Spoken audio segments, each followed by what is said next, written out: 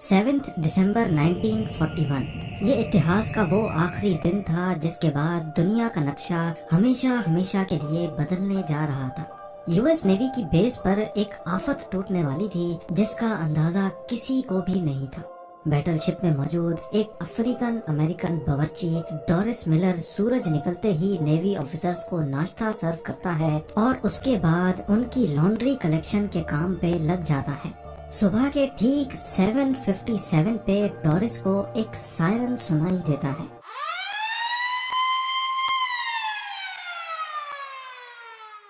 وہ سائرن جو شاید کوئی بھی سیلر اپنی سروس میں سننا ہی نہیں چاہتا۔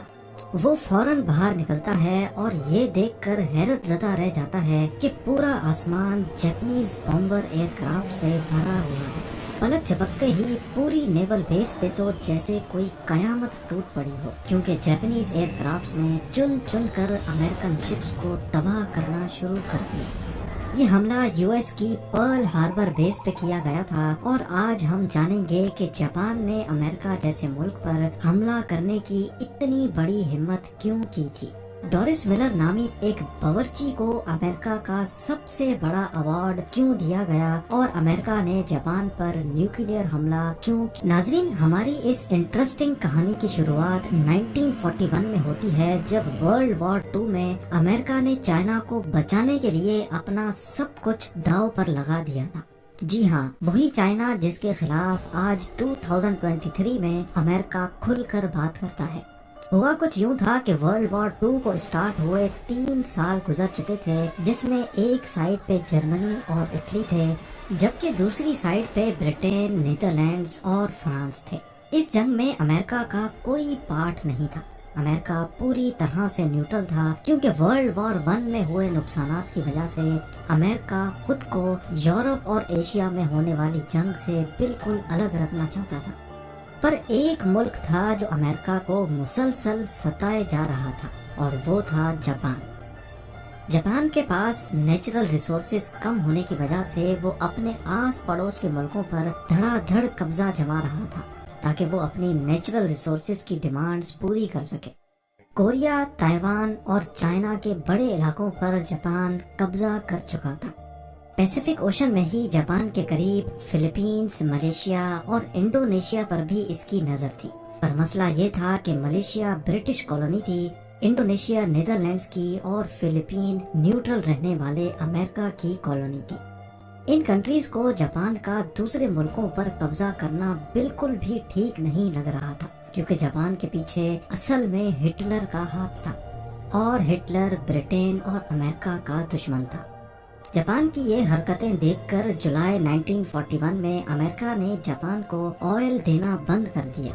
جاپان کے پاس خود کا آئل نہیں تھا، بلکہ اس کی ڈیمانڈ کا 80% آئل وہ امریکہ سے ہی امپورٹ کرتا تھا۔ امریکہ نے اس کے سامنے یہ کنڈیشن رکھی کہ پہلے اس کو چائنا میں اپنا قبضہ چھوڑنا پڑے گا، پھر جا کر اس کو آئل دیا جائے گا۔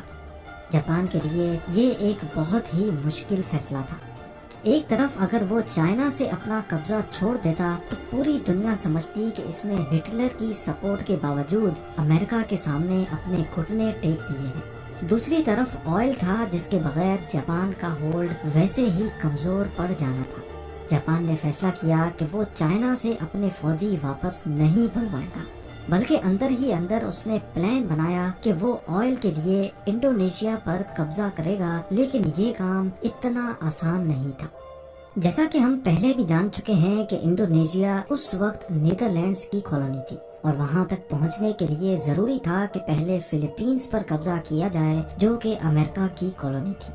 جاپان کو اچھی طرح معلوم تھا کہ اگر اس نے فلپینز پر حملہ کیا تو اس کی جوابی کارروائی پیسیفک اوشن میں ہی موجود امریکن نیول بیس پرل ہاربر سے کی جائے گی۔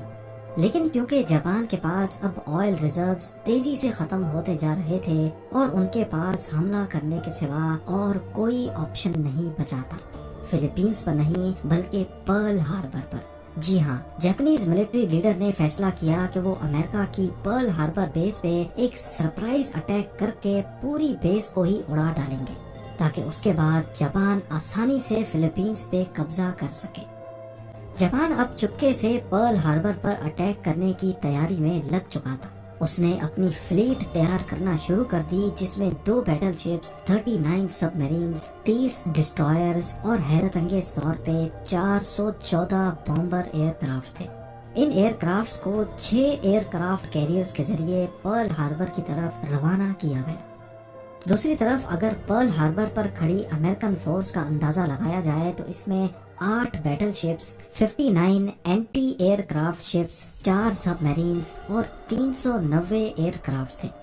دیکھا جائے تو امریکہ کے پاس جاپان کا حملہ ناکام بنانے کے لیے کافی فورس موجود تھی، لیکن اس کے لیے ضروری تھا کہ ان کو پہلے سے اس حملے کی انفارمیشن مل جائے۔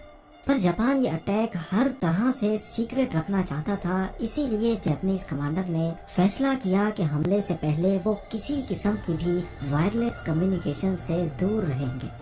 جاپان سے نکلنے والی فورس قریب 8000 کلومیٹر کا فاصلہ طے کر کے اب پرل ہاربر سے صرف 370 کلومیٹر دور تھی، اور یہی وہ پوائنٹ تھا جہاں سے ایئر کرافٹس کو حملہ کرنے کے لیے ٹیک آف کروایا گیا۔ یہ ورلڈ وار 2 کا سب سے بڑا حملہ ہونے والا تھا جس میں امریکہ ابھی تک شامل ہی نہیں تھا۔ 7 دسمبر 1941 کی صبح کو 757 پہ 350 جاپانیز ایئر کرافٹس نے پرل ہاربر پہ 2 الگ الگ گروپس میں دھاوا بول دیا۔ امریکنز جو اس حملے سے بالکل لا علم تھے ان پر تو جیسے قیامت ہی ٹوٹ پڑی تھی۔ جاپانیز ایئر کرافٹس کے پہلے گروپ نے گولوں کی بارش کر دی تھی۔ 45 منٹس تک یہ پرل ہاربر پر حملہ کرتے رہے اور پھر واپس چلے گئے۔ پہلے تو یوں لگا شاید حملہ ختم ہو چکا ہے، لیکن 10 منٹوں بعد بمبر ایئر کرافٹس کا دوسرا گروپ آیا اور بچی کچی نیول بیس کو بھی گولے برسا کر تباہ کر دیا۔ پورے 1 گھنٹے اور 15 منٹوں تک یہ حملہ جاری رہا جس میں جاپان کا پلڑا ہر طرح سے بھارا تھا۔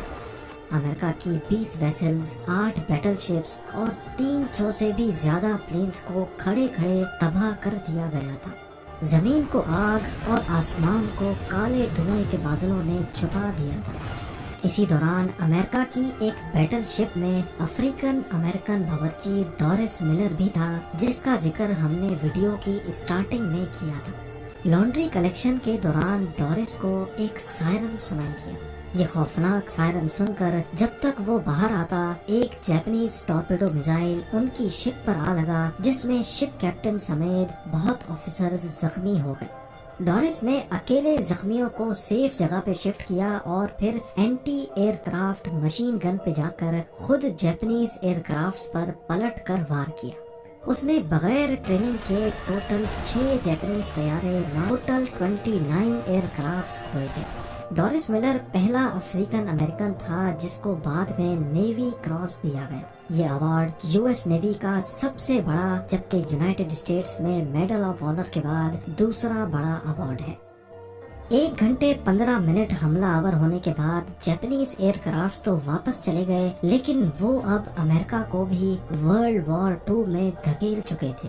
وہی امریکہ جو اس حملے سے پہلے ورلڈ وار 2 میں شامل ہی نہیں تھا۔ امریکہ نے پرل ہاربر پر حملے کے اگلے ہی دن جاپان کو سبق سکھانے کا فیصلہ کر دیا اور ان کے خلاف کھلی جنگ کا اعلان بھی کر دیا۔ اگلے 3 مہینوں تک امریکہ اپنی نیول بیس کو واپس ری اسٹور کرنے میں لگا رہا۔ خوش قسمتی سے کئی شپس شیلو واٹر میں ڈوبی تھیں جو ریپیئر کے قابل بھی تھی۔ 4 مہینوں کے بعد امریکہ نے جاپان پر ویسے ہی حملہ کیا جیسے انہوں نے پرل ہاربر پہ کیا تھا۔ جی ہاں، اپریل 1942 میں امریکہ نے جاپان کے کیپٹل ٹوکیو پر بموں کی برسات کر دی۔ یہ امریکہ کا ورلڈ وار 2 میں کیا جانے والا پہلا حملہ تو تھا، لیکن اس کے بعد امریکہ نے بس نہیں کی۔ اگلے 4 سالوں تک جاپان اور امریکہ کی شدید لڑائی چلتی رہی جس میں اب امریکہ کا پلڑا بھاری تھا۔ جاپان اس جنگ میں بہت کمزور ہو چکا تھا لیکن وہ کسی صورت ہار نہیں مان رہا تھا، امریکنز کے سامنے سرنڈر نہیں کر رہا تھا۔ آخر کار اگست 1945 میں امریکہ نے جاپان کے خلاف اپنا آخری کارڈ استعمال کر ہی ڈالا۔ 6 اگست 1945 کو صبح کے 8 بجے جاپان کے ہیروشیما شہر کے اوپر ایک Boeing B-29 super fortress aircraft دیکھا گیا۔ इस जहाज ने 4400 केजी वजनी लिटिल बॉय नामी बॉम्ब हिरोशिमा के ऊपर गिरा डाला। एग्जैक्टली 43 सेकंड्स के बाद एक जोरदार धमाका हुआ और सब कुछ वाइट हो गया। उसके बाद एक फायरबॉल जमीन से आसमान की तरफ गया जिसने जमीन का टेम्परेचर 5000 डिग्री सेल्सियस तक पहुंचा दिया। ये हिस्ट्री का पहला न्यूक्लियर अटैक था जिसने सिर्फ एक चुटकी में ही पूरे हिरोशिमा पर 80% से भी ज्यादा बिल्डिंग्स को मिट्टी का ढेर बना दिया। जापानीज मिलिट्री लीडर्स के तो जैसे पैरों तले जमीन ही खिसक गई थी। अभी वो कुछ और समझते कि 3 दिनों के बाद 9 अगस्त को अमेरिका ने जापान के शहर नागासाकी पर भी न्यूक्लियर बॉम्ब गिरा दिया। ये मार्क 3 बॉम्ब था जिसका कोड नेम फैट मैन रखा गया था। 4670 केजी वजनी इस बॉम्ब ने गिरते ही पूरे शहर को सफाए हस्ती से ही मिटा डाला। ये वो 2 न्यूक्लियर बॉम्ब्स थे जो इंसानों पर इस्तेमाल होने वाले पहले और आखिरी बॉम्ब्स थे। एक अंदाजे के मुताबिक हिरोशिमा और नागासाकी के हमलों में 2,60,000 के करीब लोग मारे गए। इस हमले के अगले ही हफ्ते जापान ने अमेरिका के सामने सरेंडर कर लिया और इसके साथ ही वर्ल्ड वॉर 2 भी अपने अंजाम को पहुंची। उम्मीद है कि ये वीडियो भी आपको पसंद आई होगी। पसंद आई तो चैनल को सब्सक्राइब करें और वीडियो को लाइक करें।